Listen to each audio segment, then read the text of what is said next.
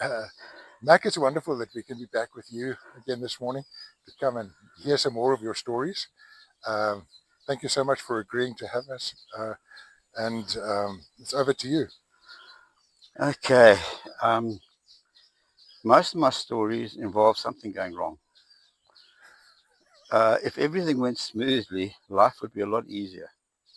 But particularly with wildlife, you're working with so many unpredictable, unexpected things happen. You're dealing with wildlife, you're dealing with dangerous drugs, you're dealing with animals that the last thing they want to is have anything to do with you. And things certainly do go wrong. But it does keep it interesting. And I've loved having the opportunity to dart animals. It's like hunting with a dart gun. It can be exciting. I've even had bokkoers doing it. But sometimes you like to demonstrate to people what it's all about. And in Natal, I had a share in a game farm up near Colenso. And on the game farm, there was lovely bush there. But up at the top of a kopje was the main house. And we were staying at there with some friends that had just come up for the weekend. And as they were about to go, they saw my dart gun lying there. They said, gee, how does that work? So I said, well, let me give you a demonstration. That's the best way. So I took a straight dart. This was the old-fashioned one with the long darts with the red fluffy thing on the back. So they're quite obviously when you see them. At any rate, I put this into the dart gun. It worked with CO2 at that time. And I went and took a pillow from the house and walked down to the fence, which was about 25 meters away, and put the cushion up there to dart the cushion. But then at the same time, on the farm, there were the local indigenous people had some cattle. They were beautiful, big Brahman cross type cattle, and they were walking up towards along the side of the fence. I thought, well, darn, why don't I do a live demonstration? This is a dart with just a smooth needle, so it will hit the animal and fall out. That's what normally happens. Like if you're injecting a drug in like a dewormer, that's the type of dart you would use. So this thing comes walking up. I said, okay, fine. And as it came past, the big cow, I darted at her leg, inside of her leg here. The dart was going beautifully towards her, and at that her tail flicked around. And the dart smacked into the tail, right in the tail. The needle must have gone between two of the little tail vertebrae. And now she ran off with this dart stuck in, wagging her tail in the air. And now my heart just dropped because, oops, what are the locals going to think of this Mlungu now darting their animals? I mean, we were battling to try and get good relations with the locals anyway. This certainly wasn't going to improve matters. So the people that saw, oh, here comes trouble. They said, well, nice seeing you again, we're going. And they jumped in their car and disappeared. So I told everybody, I said, make sure that the maid stays in the kitchen, that she doesn't come out and see what I'm doing, because she'll report it. I mean, it's probably her husband's cattle. So I thought, well, look, I could knock it out with M99, but M99 is so expensive, and my Scottish blood kicked in. And I said, I will just use a very strong muscle relaxant that I used to use on cattle when I was doing feet or dehorning or something like that. So I put in some rompum into the dart, snuck up on this cow now that was a bit suspicious, and put another dart into it. Boom! This dart went in right perfect where it was, but it didn't fall out either. Now there are two darts sticking out, getting to look a bit like a porcupine. Oh, no, no. Now I'm waiting for it to go to sleep. But it got a bit dopey, but it didn't go down. Now it's got two darts. It's doubly the problem. So, and now this is about 10 o'clock in the morning. And it's going to be one of those days up there at Wheeling Colenso where it's going to be 40, 45 degrees. You should never work with animals in heat like that. So now I'm getting a bit panicky. So I thought, no, I've got to get those darts out. So I loaded up another dart, the same sort of dart we'd use on a buffalo, and put in on M99. This was just costing me money. Oh, you can see that. Sneak up again on thing and put another dart into the car. And she staggered along and went down. Oh, thank God for that. Ran up and quick as I could, I pulled the darts out of the animal and gave it the antidotes. There were two different antidotes. I gave both at the maximum dose, and she started to recover a bit. And I thought, oh, thank goodness she's going to be okay. She started breathing better, sort of sat up, but wouldn't get up. So I took my Leatherman and pinched her on the tail on the Leatherman. And she sort of staggered to her feet. I thought, well, we're okay now. Went back to the house. I said, no, everything's under order. About an hour later, I thought, I better just check up on that cow. Snuck down through the trees, wasn't that far from the house at this stage. And there she was lying on her side, bloated as anything, and looked like she was dead. Oh. My heart just dropped because I thought, gee, that stage was probably about 12,000 rands worth of animal, plus all the bad PR that's going to happen with it. So I gave her more antidote. Nothing happened. I pulled onto her chest, stuck a needle in to let the bloat out because she wasn't breathing, and there she sat. But now the temperature was probably 40. And she was overheating. I went up, snuck a bucket of water, sneaked down, poured water all over, sort of blew, tried to make it cooler. The branch threw, because there was no wind blowing. And she sort of stabilized, but she was not right. Well, this was now about 12 o'clock. Well, I went down there probably every hour, and she wouldn't get up. And I thought I was going to lose this cow. And then at about 4:30, 5:30, all those animals used to go back to the kraal at night, and the rest of the herd came walking past. And to my relief, she staggered to her feet and went sort of staggering all the way back to the kraal. That is probably probably the most relieved I've ever been to seeing an animal get back on her feet again. But again, that's how you do stupid things. You're trying to, I don't say show off, but you're trying to educate people. And all I did was educate myself. And any rate, and then just another story which a lot of people have probably heard because it's happened locally here, was the manager of the park phoned me up one morning, and I was actually in town already at the office, and he said, look, the guy that's in charge of the airport out in town here has just reported that when he went for a drive earlier this morning, there was one of our buffalo on the airstrip area. And around the airstrip here, there's quite a bit of indigenous bush stuck around next door to the park. So we jumped in the vehicle, and I was going to go. I said, look, I'll just go and borrow the dart gun from the local vet because I'm not going all the way back home to get mine. So we got there, and the young vet there just said, no, he wants to come, and he wants the dart. So, okay, fine. We'll go and have a look for this buffalo. It's fine. Put all the stuff in the vehicle, drive out, and driving around the periphery, looking at the tracks here. And I said, that looks like an eland. I said, no, that's you can't tell the difference. Okay. We came around the corner, and there was the most enormous eland bull standing in the road in front of us. So that was our buffalo. But obviously it was fairly dark when the guy had seen it. And perhaps, that's so big that you think it's a buffalo.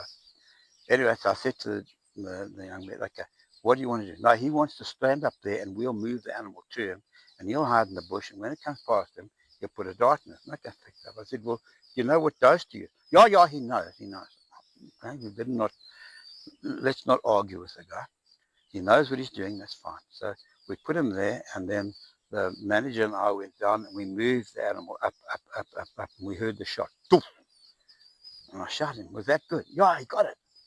So I said, great. And I said, what dose do you use? Now, in those days, for an eland that size, you'd have needed to use about 16 milligrams of N99 plus a tranquilizer. We now use different combinations. We've come a long way from then. But that was a standard dose for an eland that size. And I said, what did you use? No, you used 8 milligrams. Because 8 milligrams is enough to put a buffalo down. But eland are difficult. They get into this thing in this head where they just start trotting. They almost appear blind, and they just trot, and they just go for miles and miles and miles. And I thought, we got problems here. So I was in my vehicle, and I jumped in, and I followed this thing, and I tried to pick it up, and I found it going along the periphery of the fence around the airport on a roadway. And it was just trotting, head in the air, oblivious of what's going on, and just trotted until it hits the fence, then it turns. Goes along, and hits another fence, and it turns. Now, at the bottom there, near the actual aerodrome itself, there's a road that goes onto the main Middleburg Road. And I thought, if that gets on the road, we're in big trouble. So I drove as fast as I could in front of it to cut it off, jumped out, got my lasso out, and ran up to, as it was coming past, I threw my lasso. I don't know what I thought I was doing, but threw the lasso and caught it on the nose. And pulled, but it didn't stop it. It fell off its nose, but I changed its direction, and now it ran onto the airstrip. And now it's trotting in the same blind path straight down the airstrip. And there on the airstrip in front of the little building is a little um, single engine airplane about to get ready for their flight with two pilots sitting in the thing. And I just see this eland running straight at this airplane. Oh, no, it'll turn. It went, and it ran straight into the wing. Boom! The whole airplane twisted about 45 degrees, but the eland just kept pushing against the wind. I thought, well, okay, now we're going to get it. The guys up top, I were what? I didn't know what was going on. Lucky the prop wasn't going. And it stayed in that position probably about 10 seconds. I was shortening the distance to get near, and I thought, no, Jack, I'm not staying here. And it jumped in the air and landed on the wing. The whole aeroplane tipped like this. The wing looked like an L afterwards. It bent the whole wing completely, buggered it up. Fell over the other side, rolled over, and then ran into bush again. I was chasing after it. I get near it, and it fell in an ant bear hole, stumbled. And with that, I managed to get the lasso over its head. And I thought, okay, now, and I grabbed the rope, but it jumped on its feet again, threw its head like that, and chucked me. I went flying. And ran another 50, 60 meters into a bush and fell again. As it fell, I took that rope and wrapped around its back leg. And now, every time I tried to get up, it was pulling its back leg, and it couldn't. Well, eventually, the vet arrived with more drugs. The manager arrived with a whole truckload of people, and we gave us some more stuff to knock it out completely. But while we were working on this, we had an whole audience around us. Two of them being the pilots, who already had put this on YouTube. They'd already taken pictures, and they'd given this whole story about how they were sitting in the airplane and they got attacked by an eagle. And it was an enormous eagle. Well, the manager quickly got into the back of the truck and disappeared. We went off and go woke it up. And I came back to get my vehicle, but he did it quickly because he didn't want to be responsible for this. And as I came back, I thought, no, I must just go and pop in at the loo at the little airplane. I went into the loo, and as I came out, here came a businessman with his briefcase looking very official. And I said, morning, can I help you? No, I'm looking for my airplane. I'm flying to. I said, well, you're not flying today, chap. Walked out and disappeared as quick as I could. I don't know what the guy thought when he came outside, but that airplane was completely non-functional until they brought a brand new wing up from PE. And the manager wrote this whole story up and was going to publish it in their magazine until his boss heard.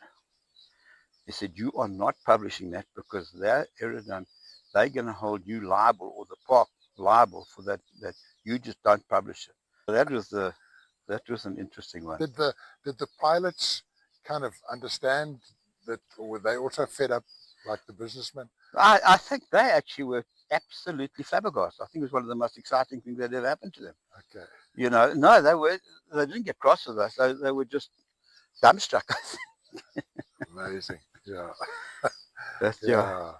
But it's amazing the damage that eland actually did to that. Well, the weight of it, you see, of course, pushed the whole airplane, the one wheel lifted right off the ground. Yeah. So the whole cockpit tipped, and the tip of the wing hit the ground, so it had to just bend. Yeah.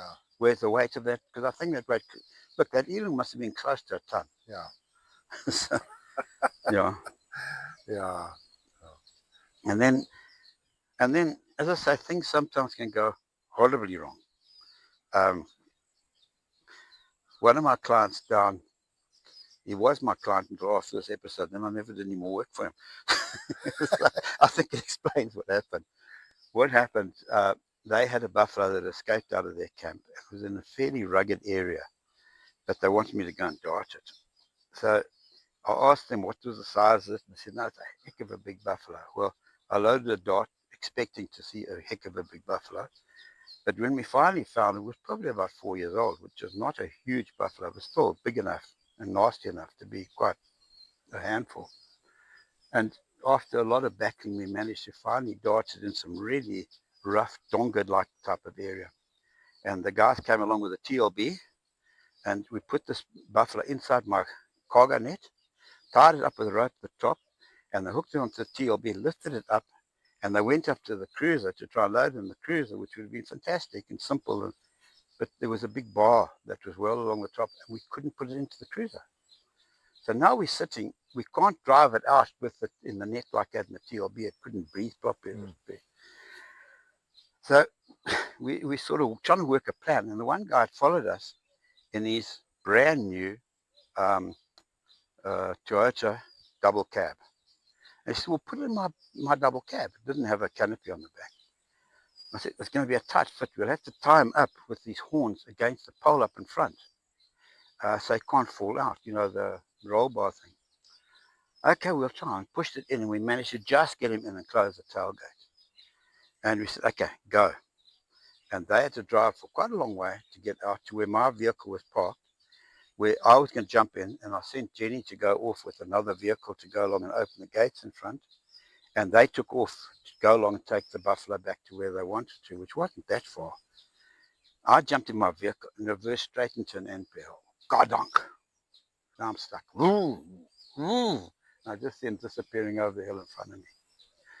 Eventually, after four-wheel drive, diff lock, whatever, I managed to finally get out of this hole. And I chase after him. And there in front of me, to my horror, there's a vehicle stopped, the buffalo out of the back of the vehicle, with the rope tied to his horns, tied to the pole in the front, beating the heck out, trying to get his legs to this net, beating the heck out of the back of this brand new vehicle, smashing the tail light, smashing the mat. So I thought, look, I can't knock him out again. I haven't got time. It's going to destroy everything. I just said, people, get out the way. I'm waking this buffalo up. I'm aborting this. That was all I could think of at the time. But now it was still tied up in a cargo net with a rope along the back, and I had to try and undo this rope while it was bumping around, knocking me. But it still had a blindfold on, fortunately. So it couldn't see me, but it was just really, every time I tried to loosen the rope, it bumped another part of the vehicle, and doing a good panel beating job. Eventually the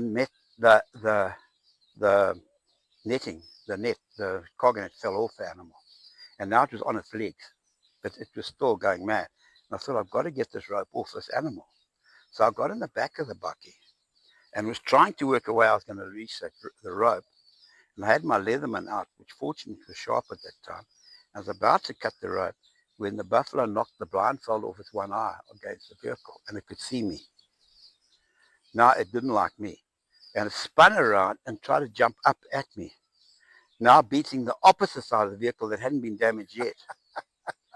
And it jumped up almost onto the back of the bucky with me. Its head was right in front of me, and I don't know, I just took the knife and went whoops between the horns and the rope. And I don't know, I must have a superhuman strength to cut, but the rope just snapped. It cut right through the rope. And he hit the ground and then just turned and ran away. The last we saw of the buffalo was running in the direction as fast as he could, with half a blindfold around his head, and gone. Now, look at the vehicle. It had done 810 kilometers. And it was buggered. All you can say is, are you insured? Yes, he's insured. How are we going to explain this? No, don't worry, he's all got it on video. I said, well, sorry about that. Goodbye. Jenny was waiting at the gate, way up. What happened to you guys? She hadn't even seen all this happen. And there were little kids around, everything. It was just very lucky that nobody got seriously injured. Sure. But what a mess. So things don't always go according to plan. And that certainly is was an interesting one, but a very embarrassing one. You told us a lovely story one day about, I think it was a water buck. This is Natal again. Don't you want to recount that? You were in the traffic. And yeah, well, what happened, if ever a call came in when I was in practice, look, I was in practice with 7 partners or 6 partners, and they didn't like me doing wildlife work because all they said, it doesn't bring enough money and all you're doing is playing. And you'll drop anything to go and do it. I said, Okay, true, but never mind. The guy phoned him, a guy I'd never met before. I didn't know. Right down, sort of near Camperdown somewhere, which was a long way from our practice. Phoned us and said he's got a water buck that's in amongst these bulls. Will I come and dart it, please? So I said, okay. I quickly arranged for somebody to go and do my herd visit that I was going to do. I had a black assistant with me always there, chap Samson. Said, Samson, jump in. We go. We drove down there, met the guy, and we drove into this area, and he was a bull breeder. And he was quite near the main highway, the Durban-Pietermaritzburg highway, which was a very busy highway. And we turned in there, and here was this beautiful waterbuck bull in amongst two of his Angus bulls. Quite relaxed there. So I said, okay, well, I'll dart it and we'll knock it out. Okay. Instead of fighting, I thought, look, he knew what he wanted to do, where it was going to go, what was going to happen. I didn't do all that query, how he was going to transport it. I didn't cover those basics. All I want to do is got tunnel vision, got an animal here, I'm going to start it. So we snuck along the vehicle, and I put a dart in this animal, and all went well for about 5 minutes. Then as the drug started to kick in, because it takes a while, the animal obviously got confused and thought, this is not so good. And it just took off and ran into the fence, but the fence was electrified. Now you've got a wild animal. It broke the fence and ran into the next pen, and he had about 6 pens, all with bulls in for sale. But like there'd be 2 bulls here and 3 bulls here and 2 bulls here. Those bulls had been separated for months, I guess. And as he went through, it was breaking one fence after another, heading towards the main highway. And the minute he broke one fence, this lot of bulls started fighting with this lot of bulls. They all started beating each other. And as it was about to get to the highway, the thing fell asleep. So we chased it to the vehicle. And I said, okay, now we've got it. Where do you want us to go? No, he didn't know what to do with it. I said, it's not yours. It's not. No, he didn't know where it's come from. I said, well, what are you going to do with it? No, he couldn't care. He's got to sort out his cattle. They're going to kill each other. They're going to beat each other. He's got to go and sort. So I thought, he has an opportunity. I said, look, do you mind if I take it? And you can go and have a free weekend up at our game farm in exchange. So he said, yes, that's fine. Just get rid of the thing. I said, well, okay, if I leave all my stuff, because my whole back of my truck was full of my drugs and everything I needed. I said, if I leave all my stuff here, will you drop that off in Maritzburg for me? And I can borrow one of your mattresses. So I said, yes, go to the house, get a mattress and just drop the stuff. And he went off to look after his. So now Samson and I and one of the staff members, we go along to the house, drop all my stuff at the house, load a big mattress into the back of my vehicle, which has got a canopy on, and load this fully grown big waterbuck bull into the back. And I said, you go with it, Samson. You sit in there and check it, it's all right all the time. Well, Samson was used to doing some funny things with me. So he wasn't too surprised that was going to happen. Anyway, he jumps inside, and now I'm heading back. Now, I phoned up the manager on the game farm. He said, listen, I'm coming through with a waterbuck. Now, from where I was to the game farm was about 150 kilos. Wow. A long way to take an animal. Because it was all the other side of my practice. Now I'm down near Durban. I've got to go all the way up top there to the other side, Escort Calenzo. So the manager says, fine, I'll see you then. Now I'm going to town, going along the highway very nicely. I thought, oof, I'm supposed to drop something off for my son in Maritzburg. He was at varsity there. So I took a turn into Maritzburg, dropped the stuff at his house quickly. The thing's sleeping, fine, go. And I go straight, and I think, well, I'm not going back to the highway that way. Let me just go straight to town. Big mistake. I get into the middle of Long Market Street in Maritzburg, and there's a traffic jam. And we go, woof, woof. And I look in the mirror, and all of a sudden, I just see Samson's eyes getting big. And things waking up. So here we stop in the middle of the street, jump out of the syringe, run in the back, open the back, inject the thing in his bum, pull the flap down again, jump in again, drive on it. People are hooting. Anyway, we drive along like that. It took about another half hour to get out of the traffic. I had to stop again and give it another dose before the end. Now I'm getting really tense. And I think Samson thinks this is the end. Halfway up Town Hill, see him getting big eyes again. Stopped, another injection. By the time we got to Calenzo, I topped that thing out probably 5 times. Every time it was just on it, give it a little bit more, give it a little bit more. We got to the farm, Man, he said, come quick. We took it inside. And by this time, I put a big ear tag in that said Mac. And we got it out of the factory where we had some other water buck knocking around, pulled him out, gave him an antidote, and blow me down. He got up and walked off, and he was 100%. Oh, And we wonderful. often used to see him amongst the rest of the herd there, and he was a beaut. But Nothing the like guy never came up for his free week. I didn't send him an account because I didn't have the heart to do that. And my partners bemoaned at me because I'd been away the whole morning. I only got back sort of about in the afternoon. well, and nothing like taking your kid to school in Maritzburg, and suddenly here in the middle of the road, here's somebody with a water buck in the back of their I buck. mean, people's eyes. Too much, yeah. Yeah, that Oh, was fun. okay. So yeah, I don't know. There's lots of one's got lots of stories, but most of them were they're stories because something went different or something. Yeah. Years ago, it's just an interesting thing. Most of the farmers here appreciate what it involves in fertility testing a ram or a bull or whatever the case is. You know, you put a probe up their rectum and you give them an electrical stimulation. They don't like it, but it does one of the ways to get an ejaculate from it. Well, I was in Kruger once, and there was a lion that wanted to test this lion's fertility. So how do you go about testing a lion's fertility?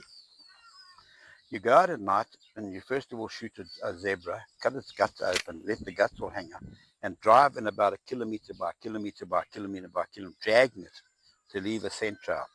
Then you pull it into the middle, and you go along and get a thick, thick bush, and then tie it with a chain to the bush.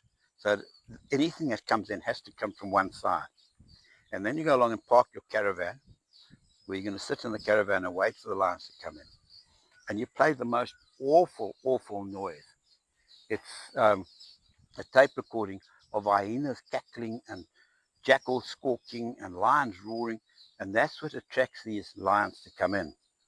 And it happens in the dark, so you've got lights shining and you're all waiting there. And it takes quite a lot of patience. And then suddenly, yeah, in the dark, approaches the whole triad of lions. Now, there are like 7 lionesses and 1 lion. Okay. And a friend of mine was doing the darting, so they come in and they start eating, and all their backsides are pointing towards you. So, and not far, you're probably 20 meters from these lions. Puts the gun out of the window of the thing, choops, shoots the male in the back of his leg. Yeah, he gets crossed. He spins around and claps the first female. Whack! Not as hard as he can. Then he keeps on eating. And then next minute he goes to sleep.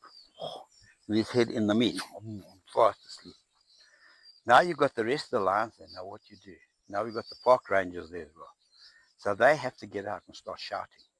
Wah, wah, wah, wah. These lionesses don't want to leave the meat. They're hungry. But they eventually push them out. Now they're sitting there with torches trying to keep these lions at bay. They're all sitting over there. You can just see their eyes. And you go along, grab the male and pull him into an area where you've got sort of 4 vehicles parked in a boma or like a lager. Yes. With a lion in the middle. And you put this big lion down there like that. And you give him a clinical examination, all good, sleeping nicely. These guys are all very alert with their rifles and very ready for trouble. You put the probe into the guy and you turn the power up. And as you do this, the lion goes, Roar! And as he goes, Roar! The females all come running in. There's more shouting.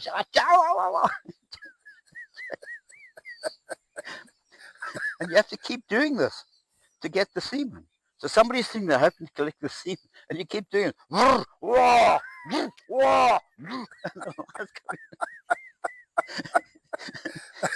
It really is quite exciting. So eventually you get a nice sample. Great. You go look under the microscope. Oh, no, this is good semen. Fine. Now you've done all you want to do. Now you say, okay, we're finished. So the drug we were using in those days was a drug called Zolotol. And Zolotol has no antidote. So you've got to wait with that lion and protect him until he wakes up properly. Because if he's half awake, the females might club him. Yeah. But if another male's around, you'll kill him. Yeah. So we luckily could just get in the vehicle and go home and sleep. The poor old game guards or the normal chaps that look after the game, they had to stay there for the next 5-6 hours watching this lion and protecting him until eventually he finally wakes up and staggers off, and then they can go to bed like at sort of 2 o'clock in the morning.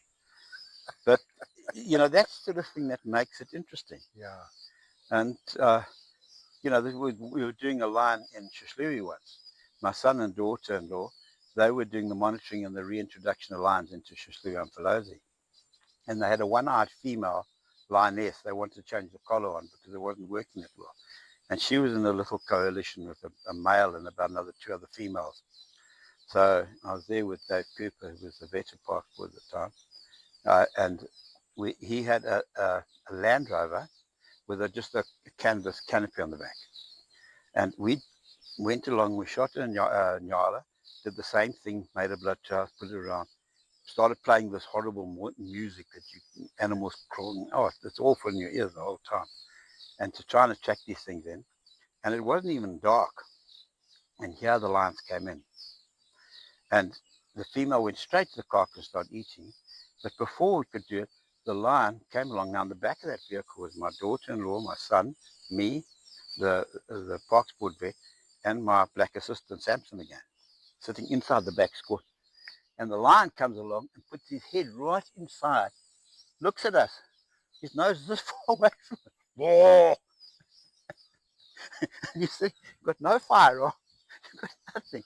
But luckily he wasn't used to vehicles and he pushed off. And anyway, we darted it and a bit of chaos and stuff, but he got the collar changed. But it certainly, it gives you an adrenaline rush. And I've had bokos a few times, but the one time I got it was up here at Mount Canterbury with Richard Slater. Just they phoned me up and they said on the neighbouring farm they've just seen a cheetah. They don't know if it's theirs because the next door neighbours also had cheetahs. They don't know if it's their cheetah, but it's outside the game fence, which I've got a high 12-foot game fence netting, lying on the rocks up top there.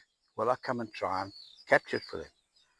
So they've got a recording of another cheetah calling on a GoPro. We all know what a GoPro is, the thing we use to collect jackal and stuff like that. And so they also had a leg of a springbuck or impala or whatever it is. So we drove up to the area there and we could see him lying probably 100 meters away, just in the rocks, just looking at us. And we put the vehicle there, put the caller over here, and then put the leg down here, and then I lay on my tummy, snuck in and lay on my tummy in the grass with a gun pointing through the fence up towards where the cheetah was. And then they got in the vehicle and drove right away to the top of the hill about 3/4 of a kilometer away, turned around and parked pointing down the fence line. Now I'm lying there. It was cold. It was midwinter. And I'm lying there, I'm getting colder and colder and colder. And nothing is happening. I've got this horrible noise playing behind me on this GoPro, trying to attract this male, and he's not the least bit interested. He's not even. Eventually, I think I've got to do something. So lying on my tummy, I just picked my leg up and bent it twice and wiggled my leg. And the cheetah picked up his head and looked, and just focused. And I thought, that's fine. And I put my leg down. And he started stalking. Straight. He's stalking you. Me. Right at me, because this caller was behind me, and he'd seen this leg man, probably thought it was a buck still alive. And he came crawling. Now I'm sitting here with my dart gun. He's 50 meters. I put the setting for 50 meters. Next minute he's 40 meters. Then he's 30 meters. Next he's 10 meters. And he's coming straight at me. And where can I dart him? All I can see is this low crouching cheetah coming right at me. And all I can see is his head. You can't dart a head. So now I've got the lowest power on the dart gun I can possibly set it at, and I've got nowhere to shoot. So I thought I'll make a noise like a mouse. Well, it probably wasn't a mouse going or something like that. And with that, the cheetah looked up where the vehicle was up the top of the hill. And as it did that, it turned like it and gave me a chance. I got the dart into it. Whoops. And off it ran and went to sleep beautifully. They all came down. They could watch the biners. We had to load it and get it over the game fence. It was a heck of a job getting it back inside. They found it wasn't their cheetah. It was the next door neighbor's cheetah. So we had to go and take him to the boma. But after that happened, I was like this. I'm sure. And I thought it was just the cold. Good heavens. I mean, imagine. It was one of the most exciting experiences I've had in my life. It was so special. being stalked by a cheetah. Oh, But he was down, low. You couldn't see his chest. Yeah. Low, down. Yeah. Like, through the grass, coming at me like that. Eyes focused. Anyway. Mac, again, thank you, man. Thank you for sharing that with us. We really appreciate that. It's fantastic. Thank you.